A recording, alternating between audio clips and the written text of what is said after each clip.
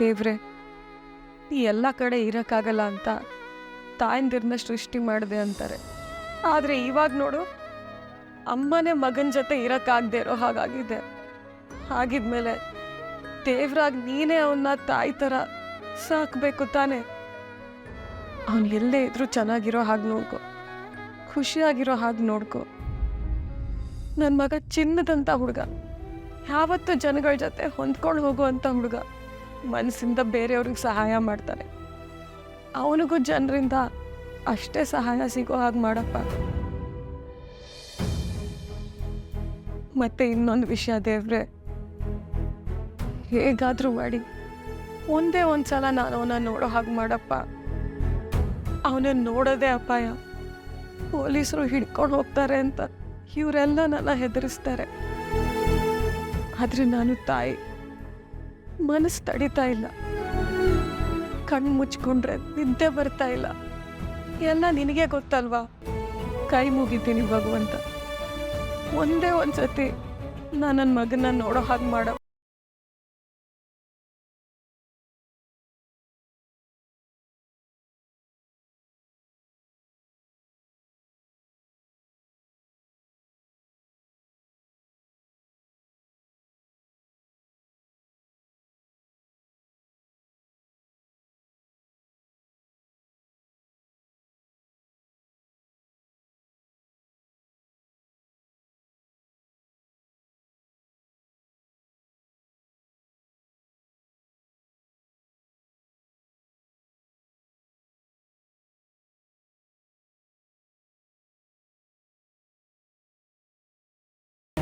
Key ಕೊಡು. ನಿನ್ನ ನಂಬಿ ಜವಾಬ್ದಾರಿ ವಹಿಸಿದ್ದಕ್ಕೆ ಸರಿಯಾಗಿ ಮರ್ಯಾದೆ ಕೊಟ್ಟೆ.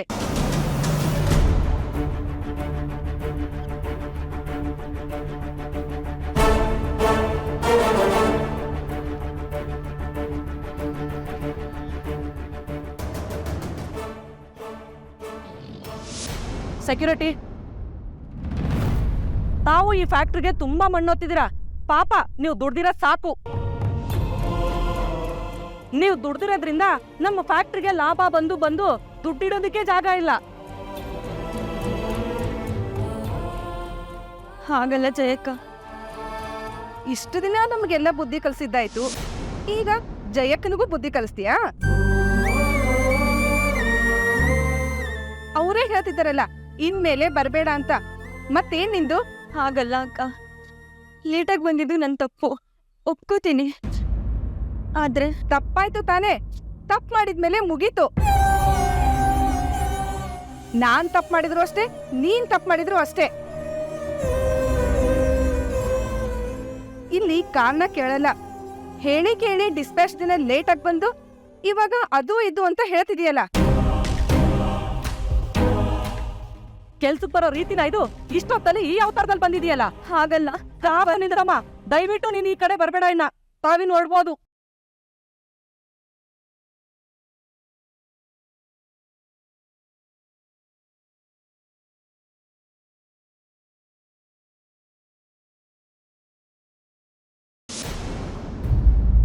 ಅದಕ್ಕೆ ಪೂಜೆ ಮಾಡೋದಿಲ್ವಾ? ಹಾಂ, ಪೂಜೆ ಆಗಲೇ ಆಯ್ತಲ್ಲ ಮೂರ್ತಿ, ಇದ್ಯಾಕೆ ಕೇಳ್ತಾ ಇದ್ದೀರಾ? ಹೌದಾ, ಆಗೋಯ್ತಾ? ಹಾಂ, ನನಗೆ ಒಂದು ಕಪ್ಪು ಟೀ ಸಿಗ್ಬೋದಾ? ಸ್ವಲ್ಪ ಸ್ಟ್ರಾಂಗ್ ಆಗಿ. ಏನು ವಿಷಯ ಮೂರ್ತಿ, ಇಷ್ಟು ದಿನ ನಾನಾಗೆ ಟೀ ಬೇಕು ಅಂತ ಕೇಳಿದಾಗ ನೀವು ಯಾವತ್ತೂ ಬೇಕು ಅಂತ ಹೇಳ್ದವ್ರಲ್ಲ, ಆದರೆ ಇವತ್ತು ನೀವೇ ಟೀ ಬೇಕು ಅಂತ ಕೇಳ್ತಾ ಇದ್ದೀರಾ. ಖುಷಿ ಆಯಿತು. ನಿಮಗೆ ಬೇಕಾದಂಥ ಹೋಟೆಲ್ ಟೈಪ್ ಟೀನೇ ಮಾಡ್ಕೊಂಡು ಬರ್ತೀನಿ.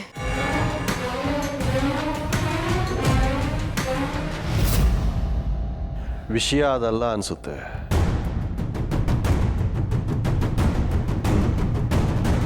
ಇವತ್ತು ನೀನು ಯಾಕೋ ಒಂಥರ ಇದೆಯಾ, ಏನೋ ಟೆನ್ಷನಲ್ಲಿದ್ದ ಹಾಗೆ. ಯಾಕೆ, ಏನಾಯಿತು? ಇಲ್ಲ ಧರ್ಮ, ಅಂಥದ್ದೇನಿಲ್ಲ. ಮೂರ್ತಿ, ಏನು ಟೆನ್ಷನ್ ನಿಮಗೆ? ಅಯ್ಯೋ ಏನಿಲ್ಲ ಅದಕ್ಕೆ, ನೀವು ಕಿಚನ್ಗೆ ಹೋಗಿ ಪರವಾಗಿಲ್ಲ. ಮೂರ್ತಿ, ನಿಮಗೆ ಟೀ ಕುಡಿಬೇಕು ಅಂತ ಅನಿಸಿಲ್ಲ ಅಂತ ನನಗೆ ಗೊತ್ತಾಗಿದೆ. ಮೊದಲು ನಾನು ಪೂಜೆ ಮಾಡಕ್ಕೆ ಹೋಗ್ತೀನ ಅಂತ ನೀವು ಕಾದ್ರಿ, ಈಗ ಟೀ ಮಾಡಕ್ ಹೋಗಿ ಅಂತ ಕಳಿಸ್ತಾ ಇದ್ದೀರಾ. ನನ್ನ ಕಳ್ಸಕ್ ನೋಡ್ತಾ ಇದ್ದೀರಾ ಅಂದ್ರೆ ನನ್ನ ಮಗನ ವಿಷಯನೇ ಏನೋ ಆಗಿರ್ಬೇಕು ಅಲ್ವಾ ಮೂರ್ತಿ?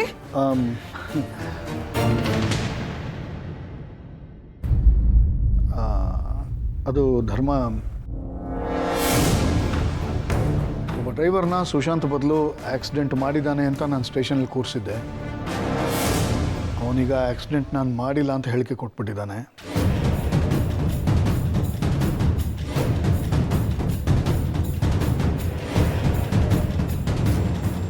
ಪೊಲೀಸವರು ಅವನ್ನ ಅಪ್ರೂವರ್ ಅಂತ ಮಾಡಿದ್ದಾರೆ. ಸೊ ಈಗ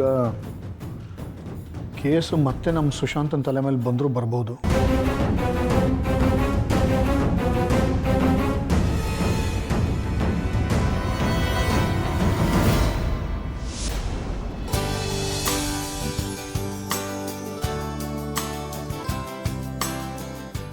ಹಲೋ ಸರ್, ಲೊಕೇಶನ್ ಹತ್ರ ಬಂದಿದ್ದೀನಿ.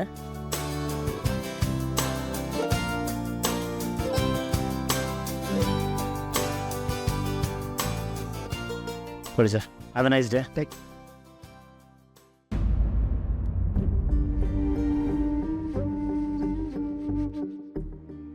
ಇಲ್ಲಿಂದ ನಮ್ಮ ಮನೆ ಹತ್ರ ಅಲ್ವಾ?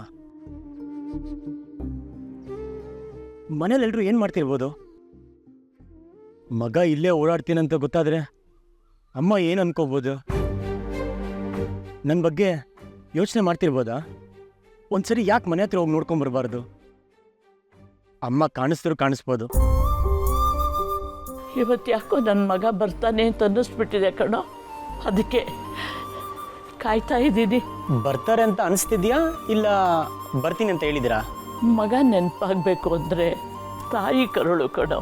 ಎಲ್ಲ ಅಮ್ಮಂದ್ರು ಹಾಗೇನೆ. ಅಂದರೆ ಅಮ್ಮ ನನಗೋಸ್ಕರ ಕಾಯ್ತಿರ್ತಾರ?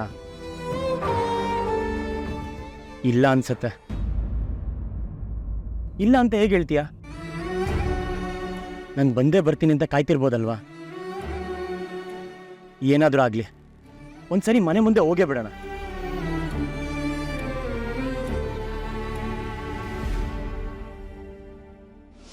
ಜಯಕ್ಕ, ಹಾಗನ್ಬೇಡಿ. ನಾನು ಇಲ್ಲಿಗೆ ಬರಬೇಕು ಅಂತ. ಸಾಕು, ಸುಮ್ಮನೆ ಇರಮ್ಮ. ನಾರ್ಮಲ್ ದಿವಸಗಳಲ್ಲಿ ಅರ್ಧ ನಿಮಿಷ ಲೇಟ್ ಆದ್ರೆ ಗೌರ್ಮೆಂಟ್ ನಡೆಯಲ್ಲ. ಅಂಥದ್ರಲ್ಲಿ ಇವತ್ತು ಲೋಡ್ ಡಿಸ್ಪ್ಯಾಚ್ ಇತ್ತು, ಆದ್ರೂ ಸೀರಿಯಸ್ನೆಸ್ ಇಲ್ಲ ನಿನ್ಗೆ. ಲೇಟಾಗಿ ಬಂದಿದ್ಯಾ? ನಿನ್ನ ಹತ್ರ ಇಷ್ಟೊತ್ತು ಮಾತಾಡ್ತಿರೋದೇ ಹೆಚ್ಚು. ದಯವಿಟ್ಟು ಹೊರಡಮ್ಮ.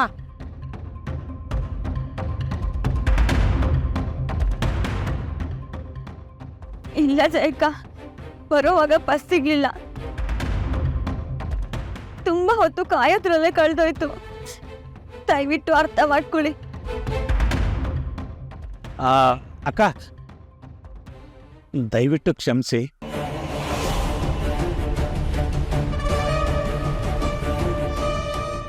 ಇವಳ ಪರವಾಗಿ ನಾನು ಕ್ಷಮೆ ಕೇಳ್ತೀನಿ. ಇನ್ಮೇಲೆ ಈ ಥರ ತಪ್ಪಾಗಲ್ಲ, ಅದಕ್ಕೆ ನಾನು ಜವಾಬ್ದಾರಿ.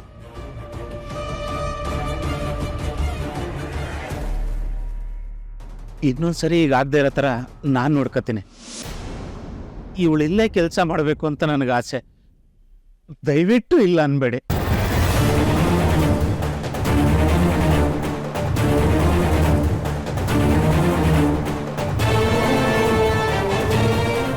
ನಿಮ್ಮ ತಂದೆ ಕನಸಿಗೆ ನೀನು ಇನ್ನೂ ಹತ್ರ ಹೋಗ್ತೀಯಾ?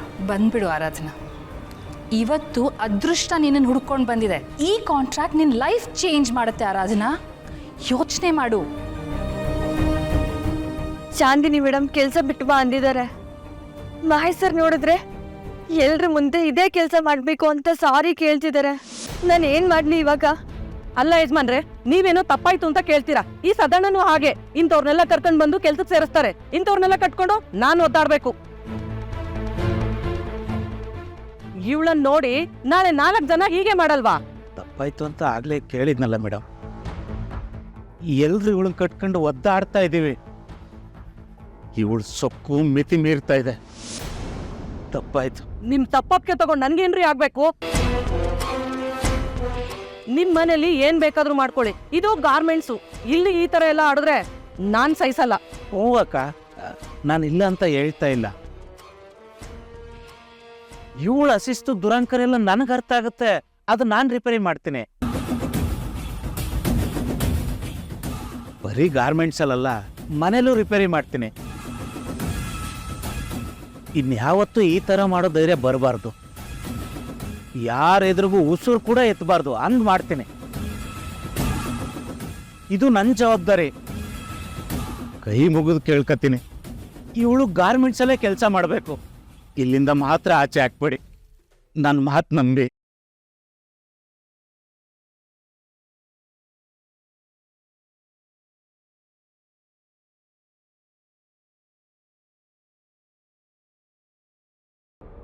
ನಮ್ಮ ಕಡೆ ಡ್ರೈವರ್ ಅಪ್ರೂವರ್ ಆಗಿರೋದ್ರಿಂದ ಪೊಲೀಸವರು ಸುಶಾಂತ್ನ ಇನ್ನಷ್ಟು ಜೋರಾಗಿ ಹುಡುಕ್ತಾರೆ.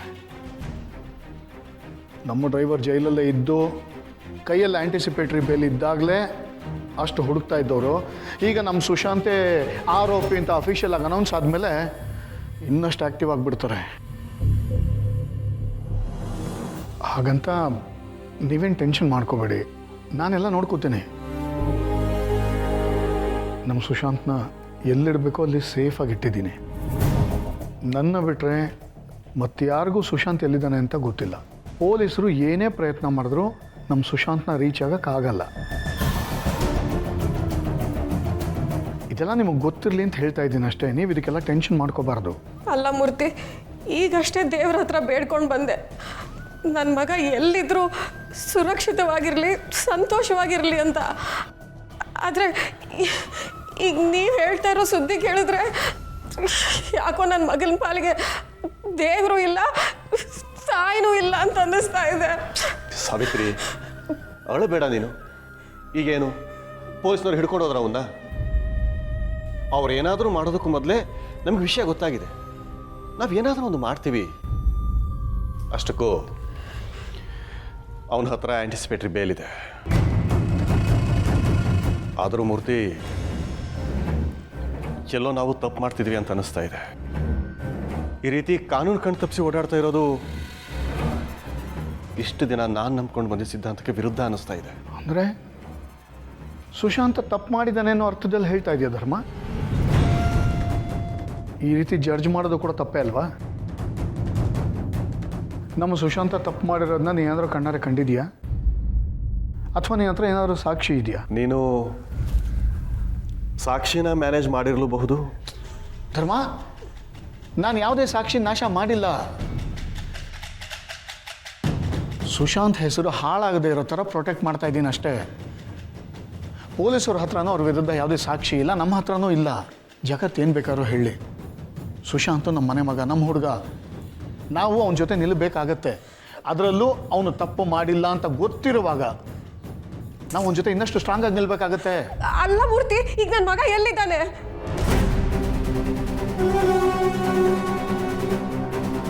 ಅದಕ್ಕೆ ಸಾರಿ, ದಯವಿಟ್ಟು ನನ್ನ ಹತ್ರ ಏನೂ ಕೇಳಬೇಡಿ.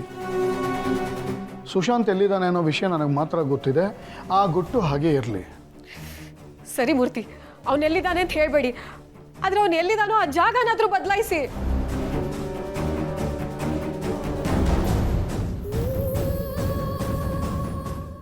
ಸರಿ.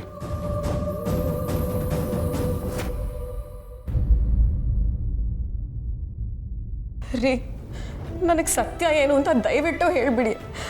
ನಾನು ಟೆನ್ಷನ್ ಮಾಡ್ಕೋತೀನಿ ಅಂತ ನೀವು ನನಗೆ ಸುಳ್ಳು ಹೇಳಿಬಿಡಿ. ನೀವು ಸುಳ್ಳು ಹೇಳಿದ್ರೆ ನನ್ನ ಟೆನ್ಷನ್ ಹೆಚ್ಚಾಗುತ್ತೆ ರೀ.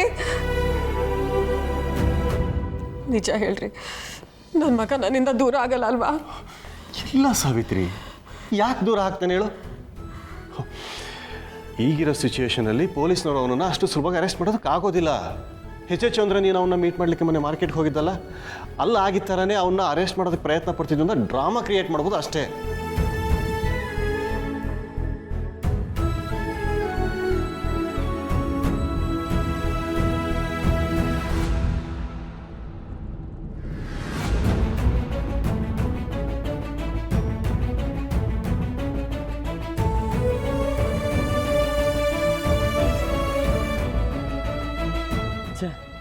ಮನೆ ಮುಂದೆ ಯಾರ ಕಾಣಿಸಿದ್ರೆ ಖುಷಿನಾರು ಆಗ್ತಿತ್ತು, ಆದರೆ ಯಾರು ಇಲ್ವಲ್ಲ.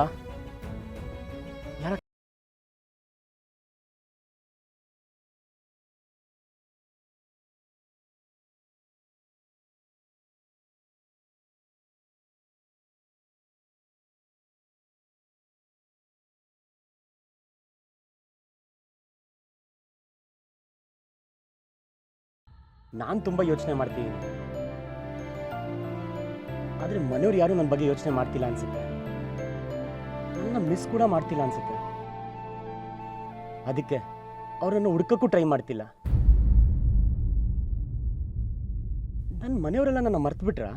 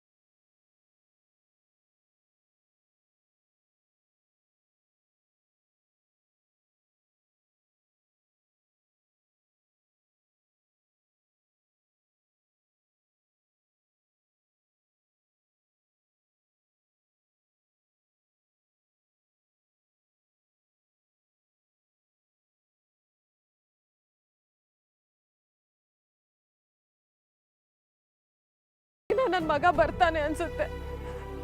ಇವತ್ತು ಹಾಗೆ ಅನ್ನಿಸ್ತು. ಅದಕ್ಕೆ ಓಡ್ಕೊಂಡು ಬಂದೆ. ಆದ್ರೆ ಇಲ್ಲಿ ನೋಡಿದ್ರೆ ನನ್ನ ಮಗನೇ ಬಂದಿಲ್ಲ. ನನ್ನ ಮಗ ಈಗ ಬರ್ತಾನೆ, ಓಡ್ ಬಂದು ನನ್ನ ಅಮ್ಮ ಅಂತ ತಪ್ಕೋತಾನೆ ಅಂತ ಅನ್ಸುತ್ತೆ. ಆದ್ರೆ ನನಗೆ ಅದೃಷ್ಟ ಇಲ್ಲ ಅಂತ.